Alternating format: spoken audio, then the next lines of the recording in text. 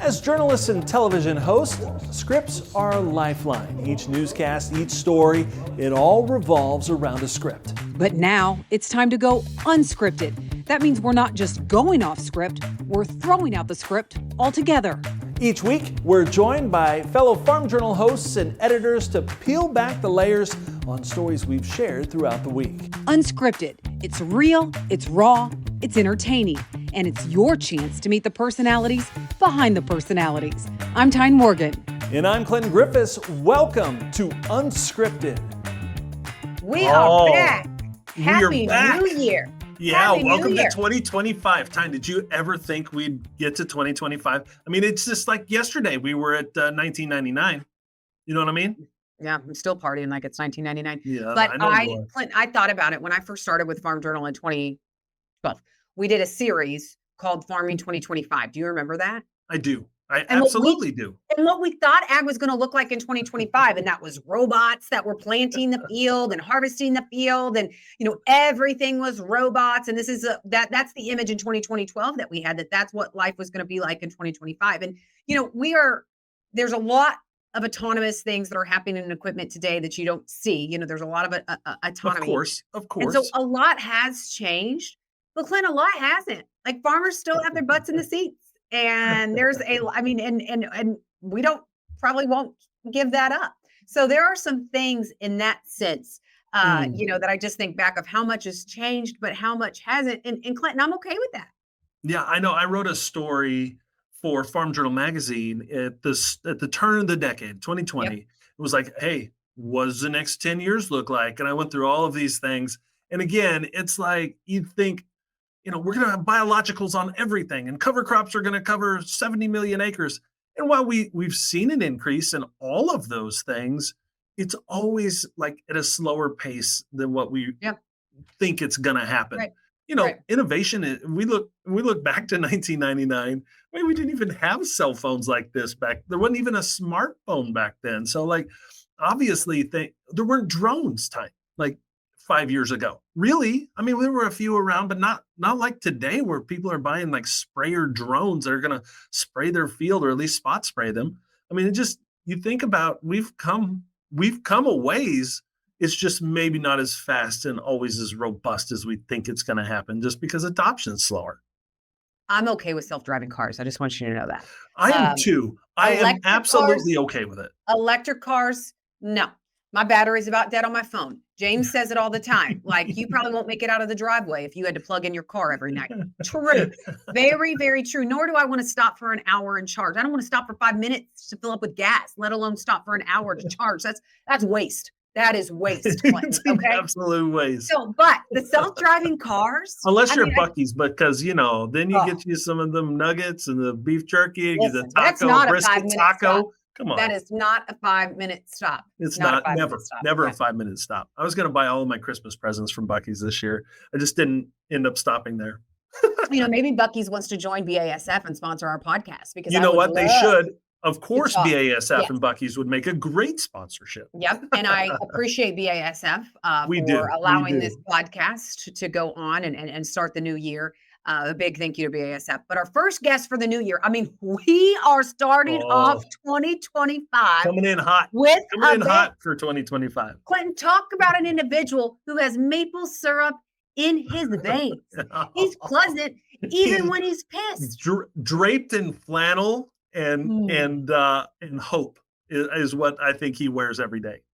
It's our Canadian main man, Shaun Haney. You know what, Shaun? I have a baseball buddy of mine that he used to always say, if it ain't tight, it ain't right. And I think that's when I think of you, you always have a nice snug t-shirt on, which makes you look really dapper. Because he's And buff. very Because he's stuffed. buff. He's buff. Yeah. If you're going to And have buff. those guns, Clinton, why hide it? Why hide it? Yeah, if it ain't tight, it ain't right. That's what I think when I think Shaun Haney from RealAgriculture up in our northern reaches of Canada. Apparently, maybe more than neighbors soon. Yeah. Hello, Maybe friends. joining the family. Yeah. Well, Shaun, I have a question for you. Actually, Yeah. a favor. I have one favor. what's that? I've wanted this for a long time. Next year, before Christmas, can you please dress up as Buddy the Elf? Because when I think of Buddy the Elf, I think of you. What? Yeah, I do. I- I do. Because of the maple syrup and the spaghetti? Is that Yeah. why? Yeah. What is Oh. hey, Shaun, what is the craziest thing you've ever put maple syrup on? Oh, So this is a fair question. Oh, Don't tell me you don't like maple syrup, because if so, really you need to divorce yourself with Canada. well, yeah. I actually don't. Oh, really? When I eat like a waffle, I would actually prefer putting peanut butter on it. I know. You're like want to be in Georgia, do you? Shaun, this is a sin.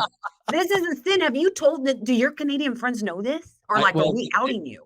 I bet do he don't now. say. They do now. They do now. Oh, Well, yeah, absolutely. Yeah, Whoa. not a yeah. Unscripted, let the cat out of the bag. You right talk there. about a skeleton. Dropping Whoa. bombs. Yeah, look at that. Sean's calendar just opened up. He's Yeah. been uninvited from all every those speeches. Canadian speaking dates in January, February, March, they're off now. I'm open. Open. No, for what they're going to do is they're going to be like, hey, if we add bacon to it, you'll like it. And they're going to start showing you, we'll do some infused maple syrups. And all of a sudden you'll find one that you really like. yeah. Peanut butter, maple syrup. Come on.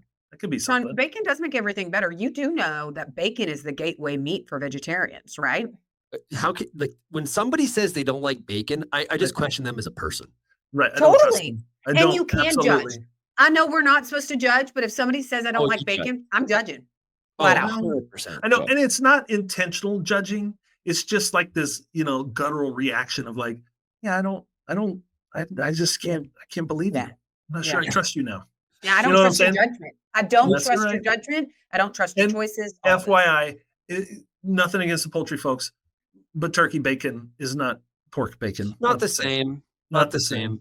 One of No. my complaints about turkey in general from restaurants, is people restaurants apply way too much salt to it. Ah, interesting. Oh. Yeah, like I love a good turkey burger, Sure. and it's That's a always thing? Yeah, it is. Oh yeah, yeah. Way too Where? salty. Where do you find a turkey burger? Well, nice. Because not in Newark, Missouri, I can tell you that. Yeah, well, I've been to Missouri, and I have never had a turkey burger in Missouri. No, I've So- never heard of such a thing on a menu. The only thing I've ever had turkey from a restaurant is maybe like a smoked drumstick or something at the fair. Where you walk around with a huge thing and it's like the size of your head. Yeah. That's what I'm talking about. You were talking about Buc-ee's. Like, how aggressive or do you get with gas station food? See, younger Clinton used to be more aggressive. Yeah, I would think 10 years ago, 15, I was a lot more aggressive with my gas station stops. Now it's kind of like, I'm going to regret this later. So I'm more of a, sustenance, just pump the brakes on that a little bit. I Yeah. don't. You know who does? And this is for all you Texans out there, you'll relate. My husband loves a good all-subs burrito. Nothing wrong with an all-subs burrito. I That's don't- different. That's a different category. Shaun- It hasn't been sitting on a spinner all day. From a Shaun, I gas don't love what it does to him. Really? In Montana they have like the town pumps, and if there's one thing America The knows how town to what? do it, it's called a town pump. Oh, Yeah, we can go directions with that whole naming issue, Okay. but anyway, one thing America does right is they build a gas station. You can be in a town of like 500 people, and there is 20 pumps. Mm. You never have to wait. Anyway, you walk into one, and I was at one last weekend in Shelby, Montana, and the truckers that stop, right, and they're just loading up with all the food. Like they got the big fried chicken wings, and they got the corn dogs, and it's just like, man, your stomach is better than mine. That's Now, it just cast depends. iron gut. Yeah, Shaun, I will say, like, it depends on time of day, right? So, like, if you're trucking along and it's 12:30 a.m., there's maybe a little more selection that you're going to make because nothing else is open. So you know what? You're going with the truck stop food, whatever it takes. Yeah. Shaun, you can't judge those truck drivers because their stomachs are, they're seasoned in this. Oh, in this, it's true. in this They've trade. been training. They've been Callous. training for this day. Just like Callous. you Canadians can drink a lot more than us down here in the US These are because lightweight. you've been training for it. It's just like training for the Olympics.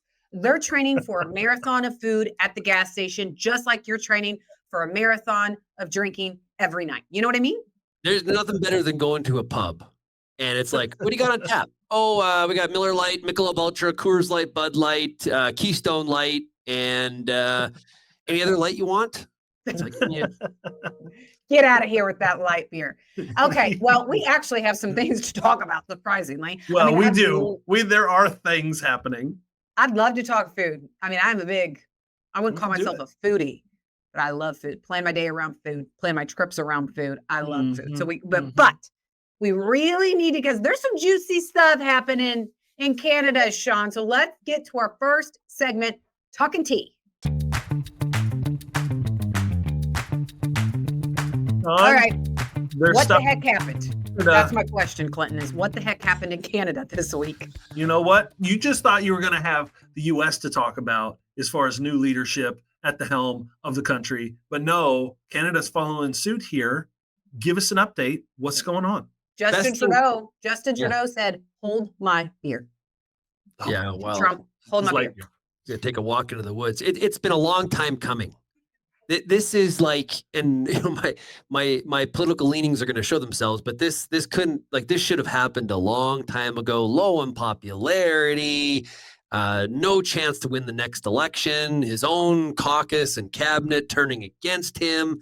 Some real self-inflicted errors in decision making, and he decided on Monday morning he couldn't let U.S. Congress have all the attention the show as it accepted the 2024 election. He decided to announce his intention to resign. And so Prime Minister Trudeau at some point here in 25 will be no more. The Liberal Party is going to find a new leader. And we're going to have an election in Canada. And likely the Prime Minister is going to be a guy by the name of Pierre Poilievre, who's leader of the Conservative Party of Canada. So Justin Trudeau, nice hair, great socks all the time. Amount of substance, well, we can debate that, but he's stepping down. Great socks. I mean, I think that's no. I mean, we make fun of some of our political leaders' hair, but I guess I haven't paid close enough attention to He's got great hair. That's his best quality. Is he his does hair. have good hair. I'm just saying, it's very, very, very nice. Yeah. So where do you think things went off the rails for Mr. Trudeau over the last couple of years? Where did he lose his kind of his own party? He did. He lost. Yeah, absolutely. You at some point you go far enough left, you run into like a wall, or you fall off into the abyss. And we have multiple parties in Canada, so it's not like a two-party system. There's 4 major parties. And he went further left than the NDP party, which is traditionally our far left party. And it was a minority government, so he was, trying to cut a pretty wide political swath, trying to keep as many people, and he kind of lost the center to try to gain some of the far left, and just a detachment from reality from the standpoint. Climate change is important to Canadians. The stats show that, but when it's like your number one and only sole focus, and they put in this carbon tax that Canadians have really started to push against. And affordability, as the economy kind of downturned, and affordability and cost of living became more of a discussion point and more important, Canadians kind of turned their back on it, where it's like, man, I got food to put on my plate. I'm concerned about the environment, but I'm also concerned about feeding my family. So similar to what happened in the last election in the U.S., right? 100%. I mean, the American public are saying, listen, you are out of touch with reality. So very similar. So now, though, there's a little bit of drama, because what happens? Like, do you have to have an election over the next 60 to 90 days? Does he wait the term out complete? I mean, it just seems so odd that he's going to start the year with this announcement. And then, it'd be like the CEO of a company coming out and saying, listen, at the end of this year, I'm going to retire, but I am fully committed to this company for the rest of the year, and then checking out. Like, is he going to be checked out? I think it's been a lame duck government. Like, nothing happened all fall. This is like this, right? And I think there's so I think there's hindsight regret. Mexico did it right. Mexico had their election prior to the U.S. election. So they got the new government, new mandate. They can react to stuff that Trump's going to be dropping. Canada now is in, we're going to have an inauguration on January 20th. Trump's got a lot of big plans. Some of those involve economically punishing Canada, as he said earlier this week in that press conference. And Canada's leaderless. It's rudderless. It's kind of a ship with no captain. So they've what they call prorogued Parliament. So basically, Parliament shut down till March 24th. Okay, and in that time period, they're going to pick a new Liberal leader. Which is going to take that amount of time. And then there's an expectation there'll be what they call a non-confidence motion, and they'll have a vote, and the government will fall. Okay, and then we will have an election, and that will take I don't know. I think the minimum is like 6 weeks. I think it has to happen. And we do, Brits and Canadians do elections much faster than Americans do. There's probably something you could pick up from us on that one. Yeah, right. It doesn't seem like it. You guys are a mess, Shaun. Get your act together. We are. we are. It's the no confidence vote is weird, though, right? No, it's not. It's kind of how the parliamentary system goes. It's sort of like if the government, it's the parliamentary system, right? And so what's held the government? They don't have a majority of seats. Liberal parties. They have a minority government. They've had to work with other parties to hold that non-confidence vote from happening. So they've had allegiances with, like, say, the far left party, the NDP, and that's got a lot of criticism. This has to happen. The winds have changed. You think back 10 years when we first got Prime Minister Trudeau, the world was moving in this, hey, climate change, environment. Yeah. You were joking earlier about being canceled. It was that kind of a world.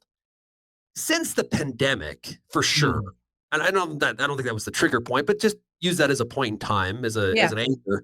Yep. Things have changed.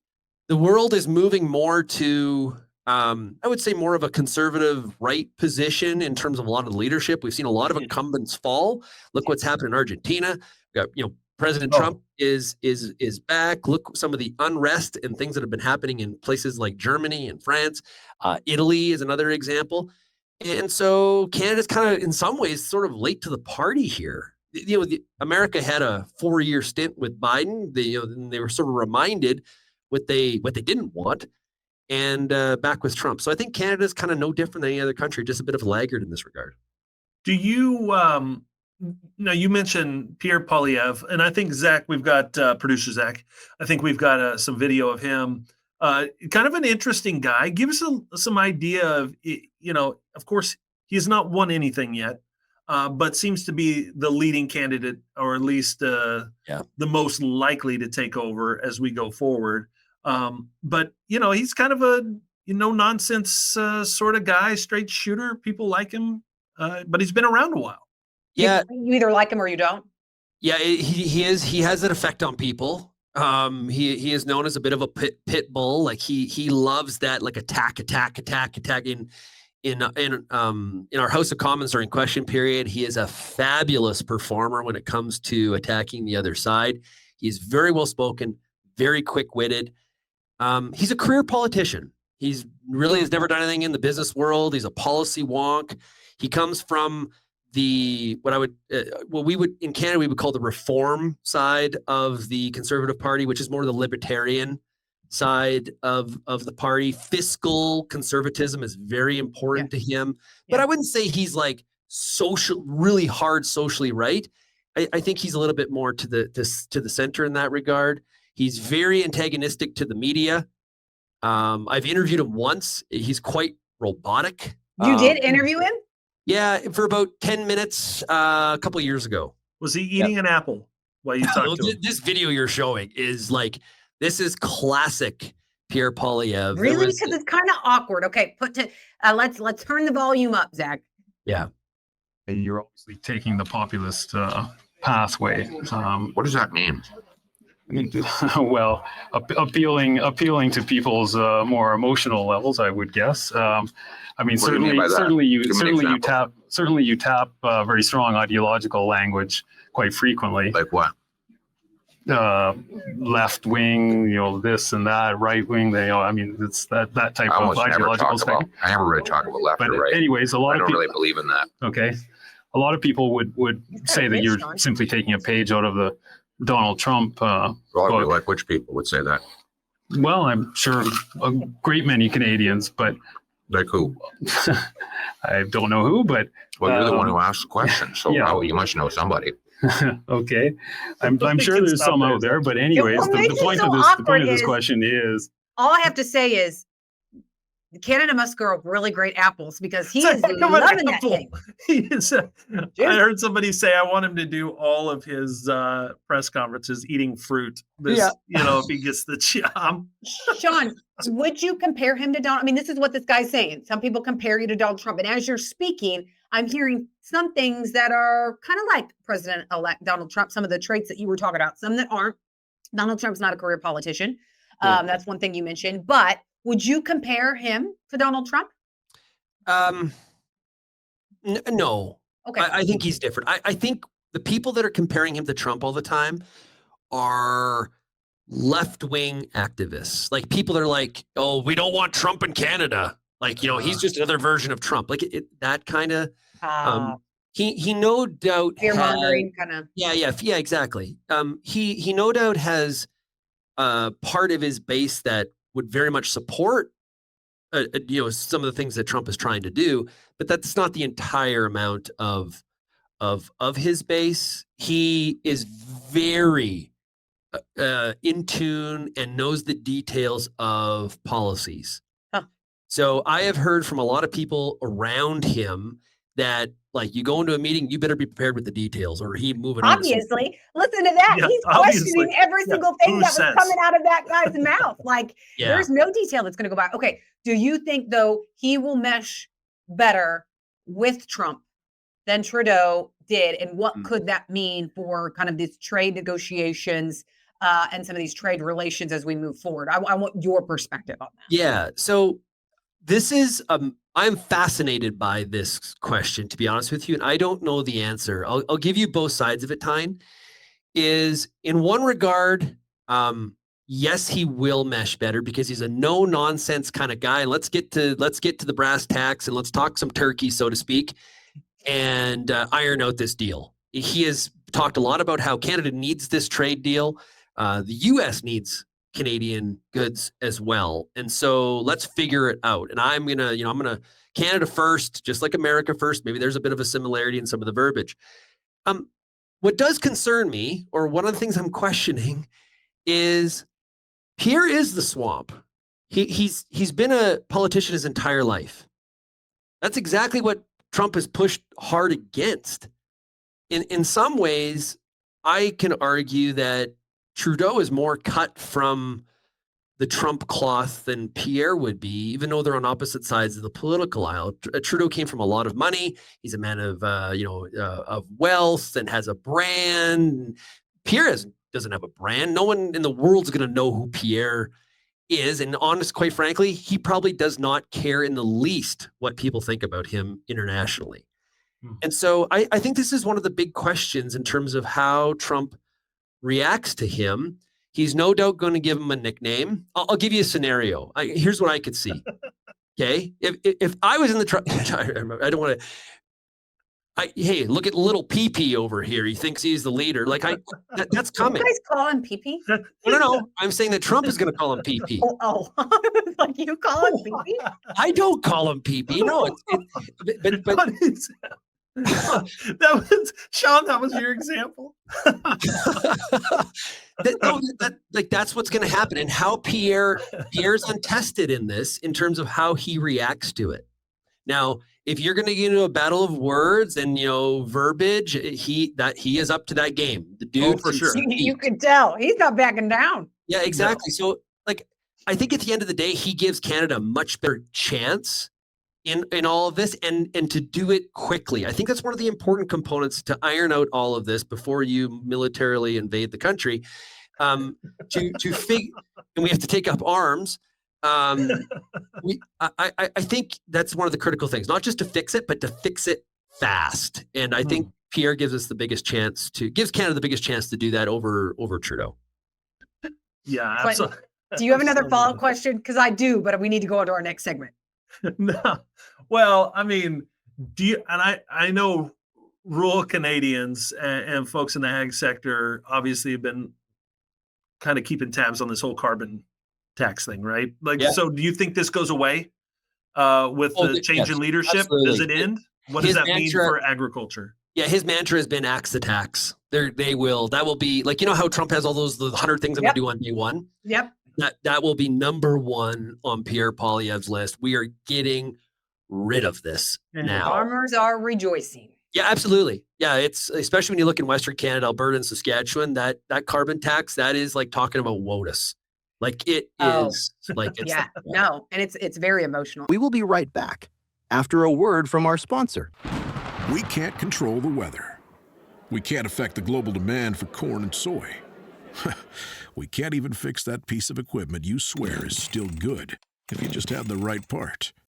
But BASF can offer you 0% financing on our proven, consistent performing fungicides. Our grower finance program is here to help you maximize your yield potential and savings with 0% APR on some of the highest performing fungicides available until March 15th, 2025. Because now more than ever, every dollar counts, and you can't beat 0% financing on innovative corn and soybean fungicides like Revitec fungicide, Reviloc fungicide, and Veltima fungicide. Keep more in your wallet while improving your yield potential. Talk to your BASF retailer today about the Grower Finance Program to lock in 0% APR. Subject to credit approval, terms and conditions. See BASF Grower Finance Program for details. Always read and follow label directions. Okay, moving on to our next segment. What the Sigma? Okay, start off with the Sigma. My question for you, Shaun, is: are you ready to become the 51st state of the United States of America? I've been waiting to ask this. Welcome to the fam, Shaun. Welcome to the fam. Well, as Wiesmeyer asked me, whoa, we're getting ahead of ourselves here. Which way you voting? Yeah, that's right. He wants to know which way it's going to go first. It feels like, it reminds me of like college football conference realignment. I don't know what the heck's going on here. I don't know, is America the SEC or are you the Big 12 in all? That's a fair question. I can answer that without a doubt. SEC dominance. Big 12. Missouri. Can we talk about how Missouri was maybe one of the most overrated football teams all year, Tyne? I'm about to call you overrated if you keep talking this way. Eli Northern Illinois would have won the SEC this year. Let's just go with that. I think the stats speak for themselves. Eli, you can knock Eli all you want, but his father-in-law is a farmer. I have talked to him several times. The nicest, most down-to-earth guy. It's kind of like Coach Prime. I don't care. Like maybe all of it is an act, but right now in the game of college football, you've got to attract good players, and whatever it takes. Pomp and circumstance, whatever it takes. Okay, now moving on. You didn't play Arizona State. That's all I have to say to you. Arizona State was really good, man. Arizona State was really good. It took two overtimes for the best team in the SEC. 2 years. Cam Scadaboo is the deal, and the nation finally figured it out. He's not very big. He's a little guy. No, but like McAfee says, his head's like as wide as he is tall. Like it's just this battering ram. And then you cannot stop a player with a big head. That is what McAfee said. And I will also say, Shaun, that we finally had a good college game with the Arizona State. I mean, we had some very boring playoff games up until we finally had a good game. Okay, here. Now my next what the Sigma. Okay. There are some things that President-elect Donald Trump says that I read on social media, X specifically, and I'm like, okay, this is a meme. This isn't real. This is like, he didn't really say that. Okay. And so this week and last week, when he's talking about taking over the Panama Canal and taking over Greenland and renaming the Gulf of Mexico, the Gulf of America, at first I thought it was a joke, but specifically, Clinton and Shaun, when you look at Greenland and when you look at the Panama Canal and you peel back the layers on why he's saying this, it makes sense. It makes total sense. I don't know if I can get on board with the Gulf of America. I mean, I love America. Red, white, and blue, baby. All day long. I love America. I don't know if I can get on board with that. But when he's talking about Greenland, he's talking about the Panama Canal, he's talking about Chinese interest in some of these. It makes sense. Well, I think he's going to sell. So here's what's going to happen next is he's going to rename it the Gulf of America. And then we're going to have Trump maps and globes that he's going to sell. Buy your Trump map. That's fine. Buy your Trump map. My personal opinion is I feel like, and he always does this, where he makes a really big, bold, far out statement, and then falls back somewhere not quite to the middle. Like, but it's a negotiating play, like, right? Yep. Like, he's saying this about Panama, but at the end of the day, it's going to be like, yeah, but we're going to get better access and better shipping rates going through the Panama Canal. Yep. The Greenland story, there is some history there. There's some military reasons. While that's a real conversation, and it's been a conversation for about more than 100 years. Yeah, it's fascinating. Denmark tried to sell Greenland 100 years ago to the U.S., and the U.S. said no. That's it. And I can't remember the reporter's name from the Wall Street Journal, but I heard an interview with this guy where he talked about how in 2017 or 16, whenever Trump last said this Greenland thing, the leader of Denmark was like, absolutely not. People thought that, well, that's bizarre. He argued that this is less crazy or way more probable at this point than it was the first time we heard about this. Greenland is about 40,000 people. Denmark has to subsidize it. Denmark, there's apparently some sort of independence movement moving in Denmark where people may vote to separate, and Denmark's going to maybe, they have the most leverage they have is before that vote happens. So that one may be a little bit more possible than. Well, and you look at the shipping, the dominance there, the thought that canal is going to widen a little bit. And, kind of that being a really key shipping channel. So you look at the shipping, you look at the rare minerals, renewable fuels, some of those types of things that you can see out. I mean, it makes sense when you pull back the layers. But my point is, and Clinton, just like what you said, there are some outrageous, off the wall things that are said, and you're like, what? This makes sense. And then you pull back the layers, and it actually does make sense. I think it works the other way, though, too. One of the things that he does is where there is a truth point, like where there's like, okay, this is true. Mm-hmm. And then like a mushroom growing out of control, he puts a lot of narrative around it. And so all the narrative around it is like ridiculous, but there's this first sliver that is really true to the point. Like, for example, I think this is a strategy when it comes to Canada's military spending relative to this 2% of GDP and NATO. I think what makes Canadians really uncomfortable with some of the stuff that he is saying right now, as far as, Canada joining the United States, is that he talks about, hey, Canada, your military spending and, you're using us to protect you. Well, that's the truth. Yeah. That is true. The military spending in Canada is a farce. And because we are adjacent to the largest economic military power in the world, Canadians have become sort of like, it's like, yeah, they'll protect us. Like if Russia came over the top, you don't think America's going to come and help us out? Like, so there is, we've got complacent in it. And I have talked for a long time. I think this is Canada should be spending more on its military. It's, you ask people to serve your country, and then they got to borrow helmets and boots from other countries. There is stories about that. I gave a presentation in the Maritimes on the East Coast one time. This is going back a couple of years ago, and I was going through current event presentation, and you guys give lots of presentations. Sometimes you get sort of like. You had your prep and then, or what you were going to say, and then all of a sudden you just get like down a wormhole. And I was like, I just got to say this. And I wasn't intending to do it. I was like, what? Our military spending sucks. And what we do and I kind of went on this rant. I'm not kidding. So the Canadian Maritimes, similar to the U.S. South, supply a higher percentage of people joining the military. Okay. So there's a lot of military families in that audience. And I hadn't even connected that dot. Like I hadn't even thought about that prior. Right.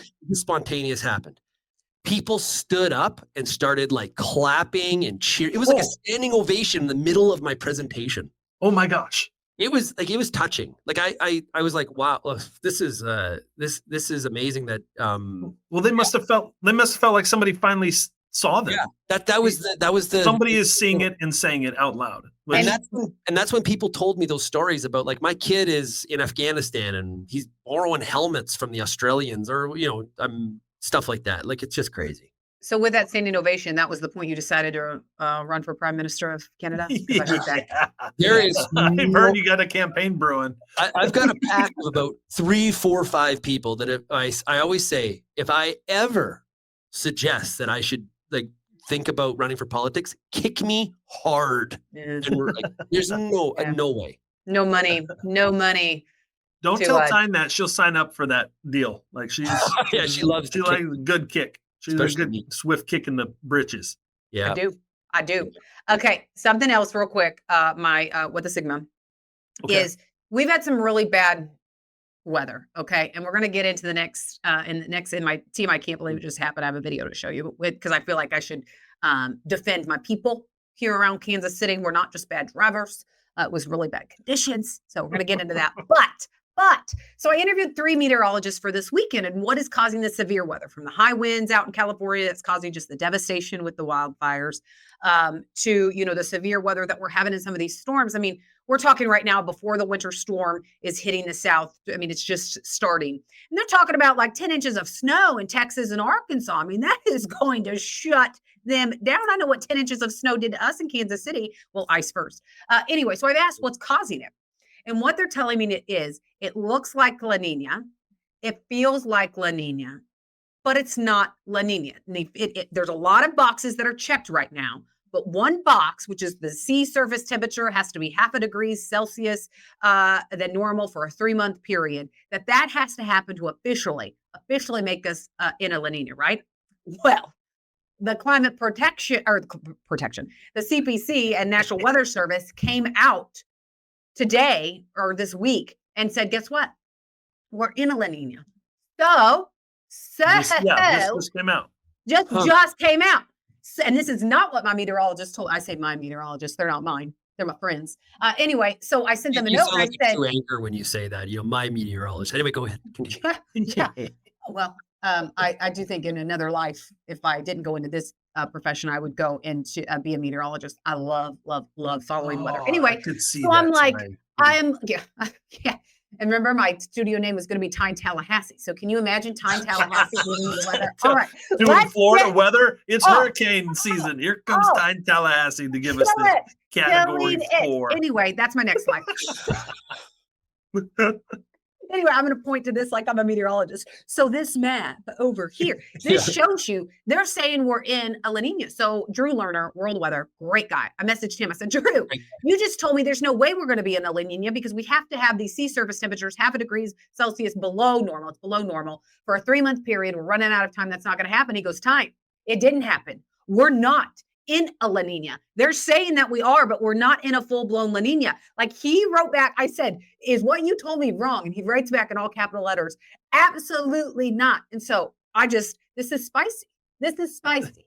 Meteorologists are not agreeing with the National Weather Service and the Climate Prediction Center right now. And he sent me, there's probably 10 paragraphs here of him explaining everything. But he said, the author of today's press release has not followed the official Climate Prediction Center NOAA definition of what an official La Nina is. So I just want you to know it is spicy in the weather world because they're saying National Weather Service is saying, hey, we're in a La Nina. And all these meteorologists are saying, so what? You're not playing by the rules? This is not officially a La Nina. And so I'm just telling you. We've got the Gulf of America. We've got Trudeau stepping down. Now we don't even know what a La Nina is. Chaos. The world's in turmoil. Telling you. Anyway, because I was like, do I have to change my whole report for this weekend? And Drew writes back in all capital letters. I said, is what you told me, is this not correct now? And he said, absolutely not. Like he is mad about this. Drew Lerner is one of the nicest individuals you will ever meet in this business. I remember once I was walking through an airport and dude sought me. He saw me and he sought me out and was like, "Hey, Shaun, how's it going?" That guy is so he's like Machinery Pete nice. That's how I'll put it to you. Yeah, he is. He is. You would almost think he's from Canada, but he's from Kansas City, and we are very nice, I would have to admit. But he did say right now, these conditions that we're seeing, it's La Nina-esque, it's La Nina-like. Brad Rippey of USDA, he said the same thing. The atmosphere is acting like La Nina, and we have these ridge-riding storms that are on the gradient from where we have warmer weather, where we have cooler weather, and that's why we are seeing this severe weather, including the snow and ice that's hitting some of these southern areas that we typically don't see. In Kansas City, we saw a blizzard. But I'm just letting you know that because of the sea surface temperatures, we are not a La Nina, no matter what these Climate Prediction Center people say. Okay, is it going to rain then? Not for you. It's not looking good. Yeah, there's a You lot know, of actually, concerns. Drew Lerner says there are chances. He says that heading into spring, there are chances. But I interviewed Eric Snodgrass, who's now with Continuum, and he says he's really worried for the first time in a long time about drought this summer. He says that the weather pattern, the setup that we're seeing, if you look at the same setup, out of the last 10 times that we've had it, 6 of those times we have had drought in July and August. He says, watch because what of the happens dry in Alaska. fall. Yeah. Because of And the dry watch what fall, happens true. in Alaska. But right now we have these ridge riding storms where we are going to see moisture continue in like the mid-south, some of those areas, but the Texas, like West Texas, they're not going to have it. Up your way, Drew Lerner is saying he thinks that you will see some of the Canadian prairies as we head into spring. Winter, you're not going to get winter moisture. He thinks you're going to have to wait until spring. So just so you know. Yeah, so if you're holding 24 crop, hearing all that news, you might be a little bit patient on sales. Well, and Eric said, don't bank on it. Just like South American weather right now, the forecasts look favorable for South American weather. We may have some dryness, but don't bank on it. But it could have an impact on rebuilding this. This weather is hard anyway. it's a hard one. Through the years, I've talked to lots of these meteorologists and climate folks, and they always tell me January to March and because of course everybody wants to know, hey, when's it going to rain? Is it going to rain this spring? Yeah. Hey, what's going to look like in May? And they say January to March is the absolute hardest time of the year to try to figure out exactly what's going to happen in North America from a weather perspective. And so, like patterns can change in 2 or 3 weeks. We can go and just flip things over and just completely go the other direction. Time before we get too late in the day here, let's go to our next segment. Team, I can't believe this happened.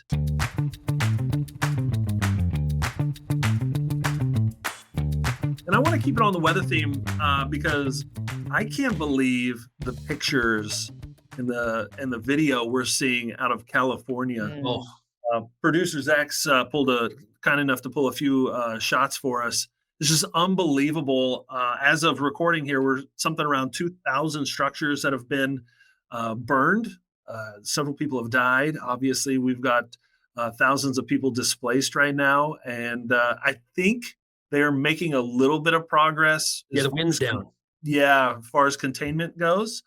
But man, this got out of hand in a hurry. Well, what is bonkers is I saw a clip on Instagram of Anderson Cooper interviewing Gavin Newsom, governor of California, and Anderson asked him, what's with the water pressure? Why is there not enough water pressure to the hydrants? He's like, I don't know. You got to ask the mayor. Oh my gosh! Basically, is what he said. So, how is there not they're talking about this shortage of water to the hydrants, and and not only you're fighting the wind, but you're fighting not an adequate water supply. The liability and what happens post this with the you just think about the homes that have been destroyed in that area that didn't have wildfire insurance because a lot of these insurance companies dropped the wildfire, which is we're hearing is happening in California. They can't get insured after some of this.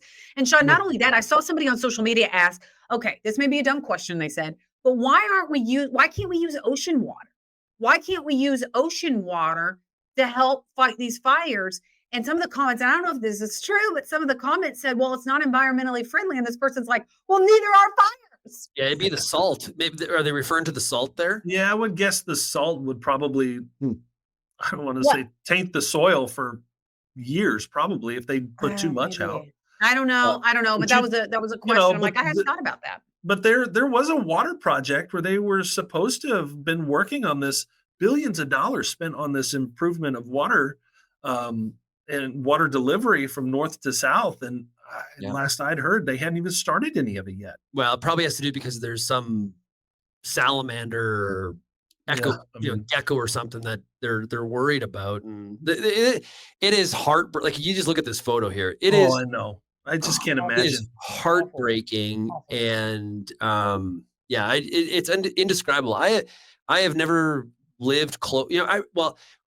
My family has a cabin or a cottage in BC in the Kootenay Valley in British Columbia. Oh, yeah. Beautiful area. Mm-hmm. And there was a fire that was close. And I remember, this is going back like 10, 15 years ago. My mom was like packing. We weren't in the path yet. She was worried about the wind changing, but she was like taking down pictures and it was unnerving. to be in the direct line of that would be, and just to sit there and watch your home go up, which it'd be devastating. And here's the thing right now, I mean, the focus is on getting everyone out and the devastation and all of that. But afterwards, there has to be, okay, what is causing this? What was the fuel? I mean, the winds you can't control, but was there too much brush? Was there some of this stuff that really was the fuel? And how do we fix this moving forward? I mean, we've got to have those conversations and have some common sense moving forward. Okay, switching over to a little bit lighter note, talking about not having common sense. This video. Zach, please roll that beautiful beam footage out of Kansas City, out of the ice storm. And we did have ice. Okay. Check this out. Check this out. Look at the car. Wait, nope. Look. She bailed out of the car. She literally bailed out of the car. And so then the local media here, one of the radio hosts that I like to listen to, I like listening to talk radio. And so one of the radio hosts had interviewed and had talked to the family. And apparently she was a teenager and she didn't know what to do. And that's the thing is this ice storm, I run our youth basketball league here in town. And we thought it was going to hit like 3 o'clock, 4 o'clock. That's kind of what we thought. It hit earlier than everyone expected. And so people were out in Kansas City going about their business or getting stuff before this big snowstorm hit. It caught everyone off guard. How do you prepare your children to drive in ice? You can't. Adults can't drive. I mean, there's nothing you can do. No, and what Shaun would have done is he'd have got the curling rocks out and they'd have put up a curling match and they would have been already playing out there. Yeah, the vehicle was taking a solid intern there. It's no she problem. Didn't know what to do. And so you try to prepare your kids, and I'll try to prepare my kids when that day comes to drive in any scenario and use some common sense. But I guess bottom line is she freaked out. It was out of control. She couldn't stop it. She didn't know what to do and she bailed. Now, she shouldn't have bailed. I'm surprised another car didn't hit her, but that's what happened. And I feel like I had to show this and defend my people here in Kansas City. The snow, we were fine in, okay? We're still fine in the snow. We haven't had school all week. That's a different topic for another day, and I may lose my ever-loving mind, but that is a different topic. The ice cannot drive. This is what happens when you have 7 Fast and the Furious movies. Is because people think they could just bail out of the car. I don't know how she thought that was a good idea. Like, where in the SOP? She's a teenager, Shaun. What is? I mean, you just jumps out of the car. She didn't know. She was flipping out. I'm trying to defend her right now. Okay. No, quite very unnerving. But I don't know if that was that Plan B, C, or are we down to like Plan M? Z. I'm pretty sure that was Plan Z. I get it. Brakes don't work. No, I remember I used to live in Wichita, Kansas, also for multiple years, and I was a news reporter, young cub reporter. You remember me, much thinner, more hair, running around in my dad's suit. And playing reporter. And of course, we had this massive ice storm there. It's probably 20 years ago. Really, really bad. I mean, lost power to everything. In the middle of the night, you walk outside and you can hear like all of the trees just going down. It sounds like gunshots in a war zone, like just crazy. Yeah. There was a reporter in town that worked for one of the stations there, I think a Univision station, and she was from Miami. After that, within 2 days, she packed up and just left. Like the ice freaked her out so bad. The hell with this. I'm moving. She was like, I can't live like this. I'm out.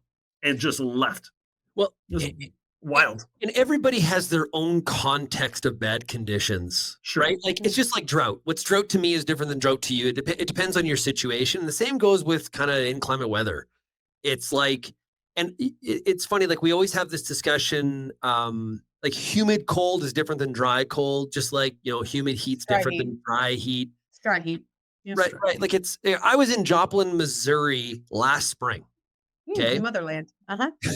It was mid-February and my oldest son was playing college baseball. I have never been colder in my life. They played in 19 degrees. Ooh. God. There is nothing like a 94 mile an hour fastball in the hands when it's that cold. We were frozen. You know why? We're tough in Missouri. That's why we're tough. That's what you're going with? That's what you're doing? Okay, but we did have a blizzard. Okay, and so we got like a foot of snow, and the drifts are crazy. And it is cold. But these are the moments that like I know the girls are going to remember this. Like this winter when we went sledding. So I had to work, but James took the girls sledding. And I just want you guys to know, and they wanted me to tell everyone, because this is their piece of advice for anyone who wants to go sledding. And all of us have been there, done that. Their piece of advice is find a car hood, because that makes the best sledding. And I believe we have some video. To show. But apparently, I have spent a ton of money on sled. A car hood is the best sled. Do they car hood sled in Canada? Shaun, is that a thing? Yeah, just beaver pelts. Oh, but stop. Yeah. I can't tell if you're being serious or not. I have never used a car head or a car hood as a sled. That's very genius. Yeah, and it was, they said the best. They wanted me to tell everybody that that's their piece of advice. And in fact, they almost apparently went off in the pond. But they were smart enough to bail out ahead of time, kind of like that girl in the car. That's how they learned it. That's how they learned it. Like Kinsler comes home and her new boots are all muddy, and I'm like, what happened? You need that from National Lampoon when Clark pulls out the shine, the special lubricant, the food additive, whatever it was that the company had been working on. I mean, Shaun, I'm not going to lie, we're kind of backwards here. I'm okay with it.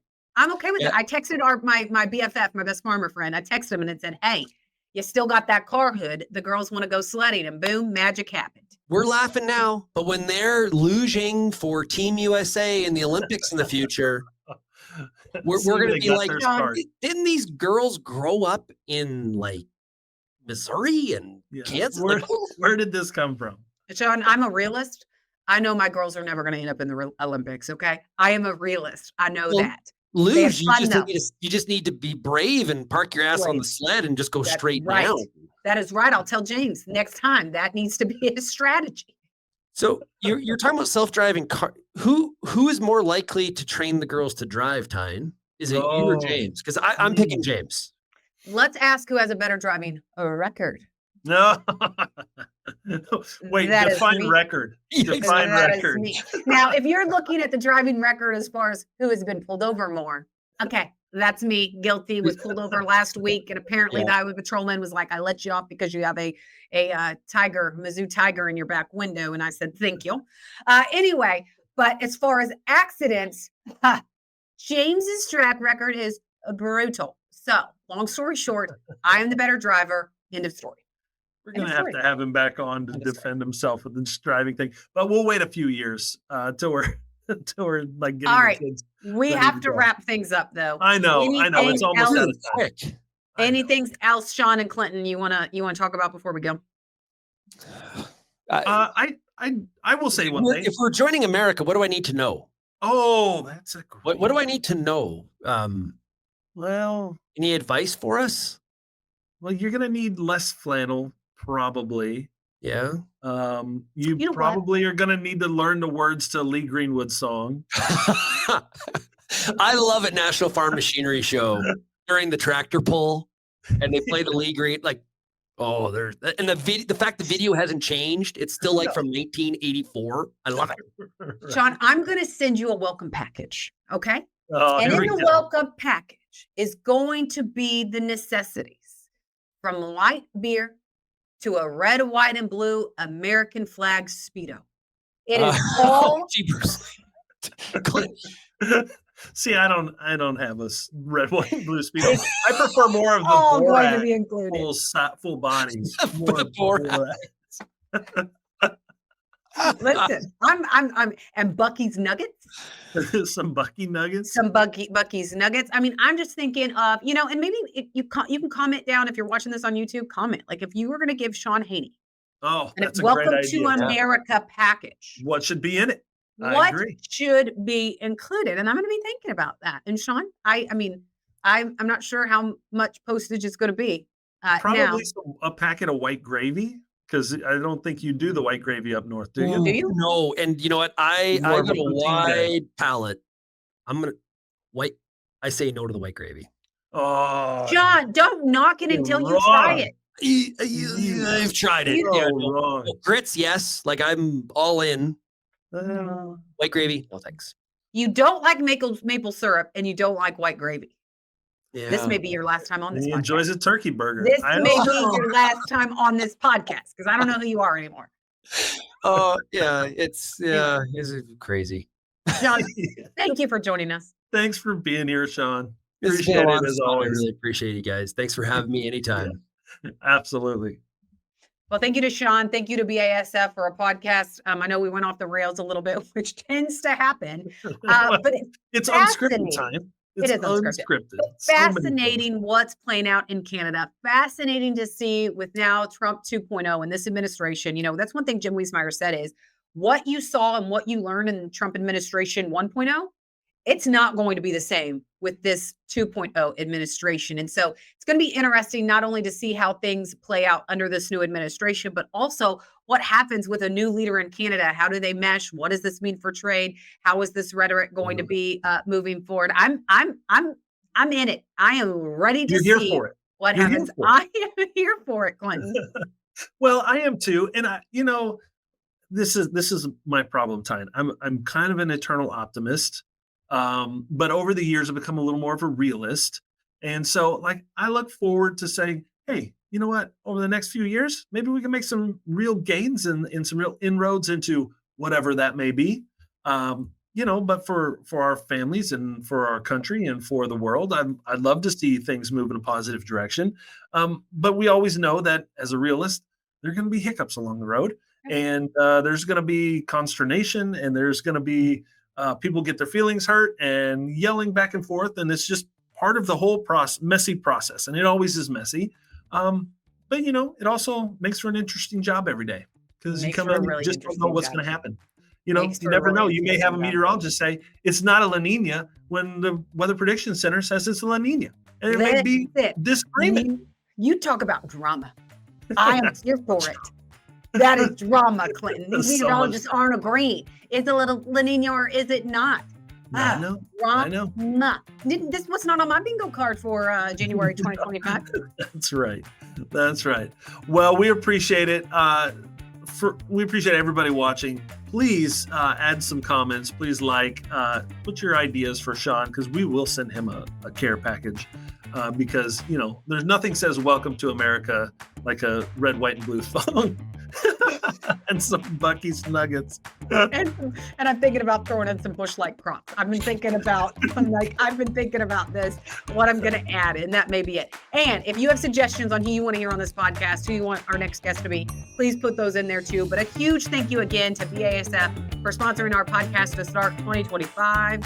Until next time, have a great one. Thanks for joining us. You can dive into more of Unscripted on Farm Journal's YouTube channel and listen to it anywhere podcasts are found. I'm Clinton Griffiths. And I'm Tyne Morgan. From all of us here at Farm Journal, keep it real as you live your life unscripted. Unscripted is a production of Farm Journal Studios, where no one grows alone.